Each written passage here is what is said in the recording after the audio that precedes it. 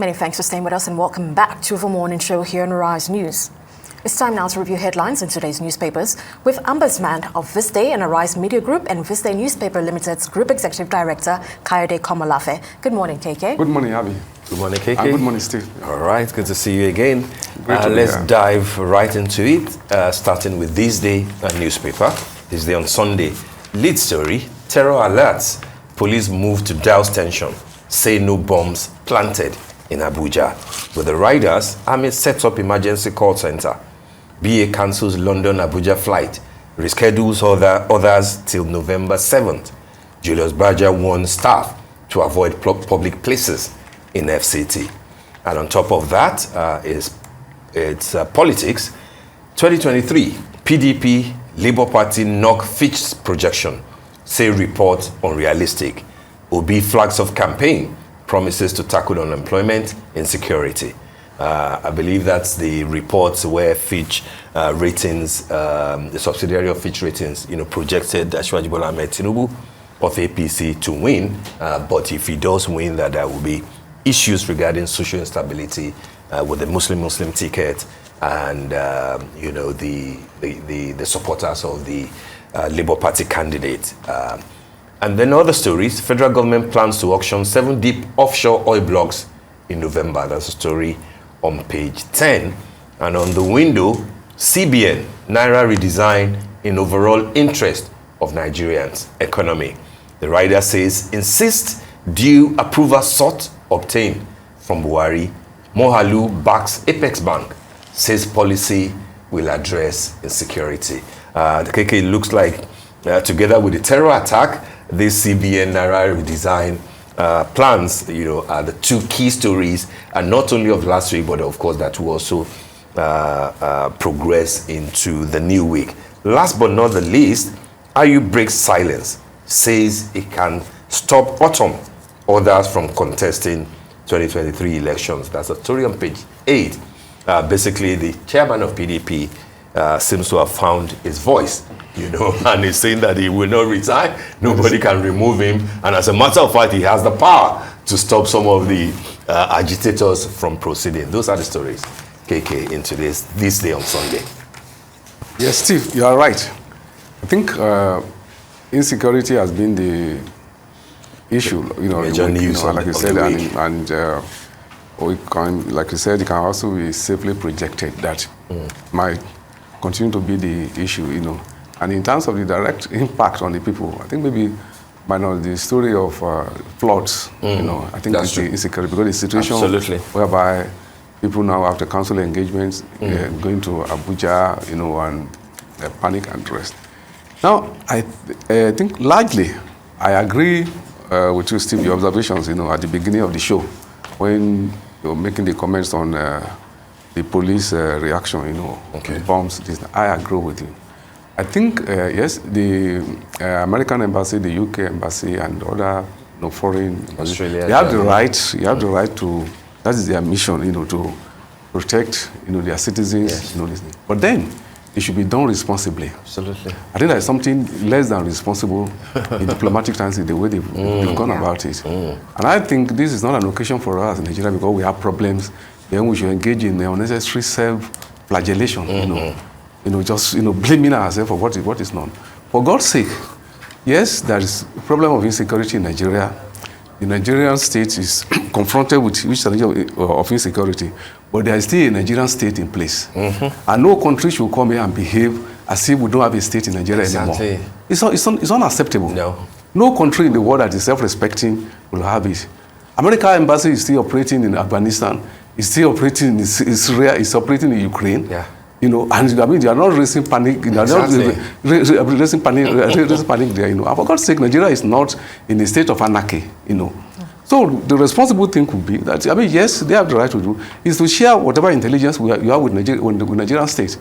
And for even some Nigerians to be saying that it is because they don't trust our security system, it is pure nonsense. Like I said, there is a Nigerian state in place, and nobody should relate to Nigeria as if there is no state in place. We are not a banana republic. This place, this house has not fallen. Like some people will insinuate. So, having said that, yes, of course, it's obvious that the challenge now is for the Nigerian state, to perform its responsibility as, many Nigerians, different, classes, have been calling on the state, and to rise to the occasion, on performing that constitutional duty of ensuring the security of all residents of Nigeria, not just only Nigerian citizens, whether people in American embassy or British embassy or downtown in Ajegunle or in Nigeria, that they have that responsibility. And like you said, Steve, that it's not just in Abuja, I mean, when you cause panic, it is felt, all over the world, I mean, all over the country, because people, if you have friends, you have relations in Abuja, you like to keep in touch almost every other hour, because the story is that people are living. I understand over the weekend, a lot of private jets, people who can afford it, the elite, are relocating. But then, like you said, I mean, you have millions of people in Abuja. How many people are you going to exactly? And evacuating Abuja is not an option. Yeah, you can't evacuate any place. We are still going to be here, and solve the problem. So it cannot be an option. You can evacuate, any embassy, but you cannot evacuate, the federal capital, territory, to have it. So and that is why, yes, while acknowledging. While emphasizing the magnitude of the problem, but we must also acknowledge the efforts by the security agencies. For instance, I find it very reassuring that the IG, the police, they've come out and say, assure people, that the situation is not as bad as it is. That is their duty, and they should be, and also the army, the DSS, the way they have also responded. I think we should commend them while charging them that yes, they've done something good, but that is more. They should do better. In assuring people, because that is their responsibility. So we cannot cede the responsibility of managing Nigerian security to any embassy, however powerful that country may be. It is the duty of Nigerian state, whatever problem they have, whatever may be their capacity, to manage the security of Nigeria, and that, and that, because for Nigerians who are, like I said, who are engaging in this emulation, compare, our response with that of South Africa. The South African president also said, no, it is not acceptable that you don't do that in a friendly country, because, like I say, for instance, a black boy perhaps is safer on the street of Abuja than he is on the street of Chicago. Absolutely. Because being black is a security problem. If you are a parent, if you are a parent of a black teenager, yes, So the parent of a black boy, walking on the street of Abuja, has cause to feel that his sharp is safer than you have there. Yeah. And can you imagine the Nigerian mission in America issuing an alert, that all black parents, Nigerian parents, make sure, keep your children. No, America will not tolerate that. Yeah. That they've raised the security to 0.4 or to 0.10 or 0.20, and that all black people should keep off the street. They should not come out on a particular day because there's going to be shooting or whatever. So I think we should. There is a diplomatic issue that is raised there, and I think that has to be addressed. Absolutely. So we must not argue simply because we are overwhelmed, by the challenges, and then lose our national self-respect. I think in every situation, every nation, every individual should be able to assert his self-respect. Because if you don't respect yourself, no other person will respect you. What's even funny is the angle of the airlines. Saying that you're rescheduling, and then you say that things will not be normal until November 7th. That's British Airways. What is the point? What is the competence of an airline to say that between now and November 7th, is BA now an intelligence organization? Is it a security organization? I wonder. What is the competence of BA to be having that? I think it is important for the Nigerian state, to say that this nonsense, will not be tolerated, while we face the problem, squarely, and try to find a solution. Yeah. Okay, Abby, can we look at yes, this style quickly? This day style. We've got Modupe Elebute Odunsi. It's an important cover, yeah. Yes, it really is. This is on breast. Modupe Elebute Odunsi. Yes. Okay. On breast cancer. Of course, this is for her contribution to the Nigerian private healthcare system. She's, of course, at the helm of Marcel Roof Cancer Center, a private oncology center. And, of course, there's such a detailed discussion in here, which I would love to really read. But this is very important work. I think it's very great to celebrate the issue this. being Absolutely. addressed, the issue of breast cancer. And I think one takeaway, from the very illuminating interview that this day style, that's what it means, that if you have a regular screening, yes, that it will allow for early detection, and possible treatment, of cancer, and that is a message for women, of all ages, So and a lot of, is it early this month that breast cancer awareness month, or when was it? Yes. I think it's in the season. Yes, it's the season because the number. I don't know if you have followed, and Abby, there's been a number of viral videos about what men, are expected to do in this season of, breast cancer awareness screenings, and there's a lot that people don't know about. And the charge, the charge for men to assist women in certain area. You've not seen any of such videos? What men are expected to do? No, I haven't. Oh, okay. All right. Maybe I'll send you a couple of such videos. Yeah. Yes. Okay. I think the awareness. Don't mind Steve. But Steve, do send me those videos. I'll send you the videos because beyond the screenings, what they are saying that it's medically backed. That is medically backed that if men do assist women beyond the screening in doing certain things, such as what? Such as supplying the mouth and something, that women will stand a better chance of surviving. I didn't think that was going to go that way, but I have seen those videos. It's scientific. Okay. It's scientific. But you get more scientific information when you read when I read this. Yes, this is going to be very important. And of course, I think the readers will get more professional tips. On this, than the one that Steve is. You don't believe in that? No, I'm not scientific. It's not a matter of faith. It's not whether I believe or not. Okay, let's move to the nation quickly because a few of the stories that this day, has, are also here. IU to Wike Autumn, others, nobody can remove me as PDP chair, which is the lead in today's The Nation. And then the terror alert, unfounded, sponsored to create fair police claim. That's on page 7. And then 2023, cash crunch hits opposition parties as campaign begins.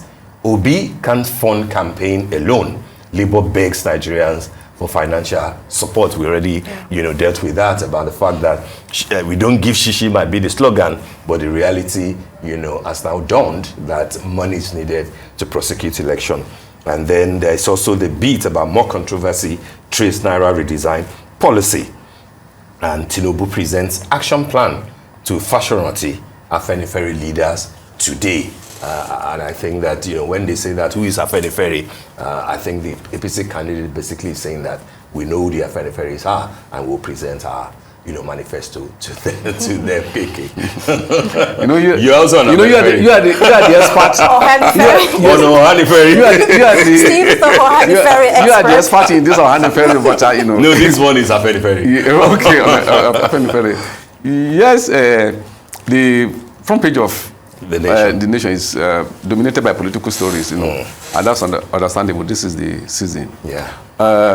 PDP, I think the best you can do is to wish the party well, that it will at last be able to answer the Wike question, because the Wike question continues to... Wike and the gang.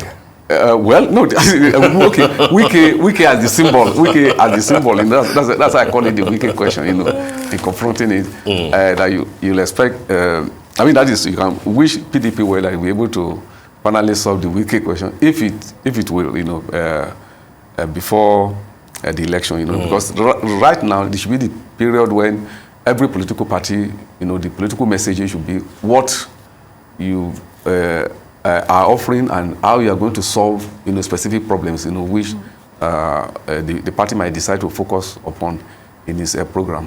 So I guess it's a huge distraction, for PDP. Right. Rather, it should be the debate within the party now will be how we're able to solve the problem of insecurity, the mounting, economic problems, and in other areas. And as to the financing, I think that maybe if we take the Guardian, because the Guardian's lead story, the Guardian lead story actually is okay. So the Guardian says on the cover, why discord over Naira redesign may undermine economy. That's on page 2.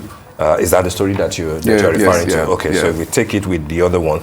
But there are a few other stories on the cover of the Guardian. Ohaneze Ndigbo wants incessant kidnappings in Enugu probed. U.S. court acquits Airpeace boss, fines Mayfield for $4,000. That's on page 30. It looks like the Airpeace boss is now finally out of the... That is why I think it is important I think it is it's quite important. To highlight it. It's important. Yeah. Okay.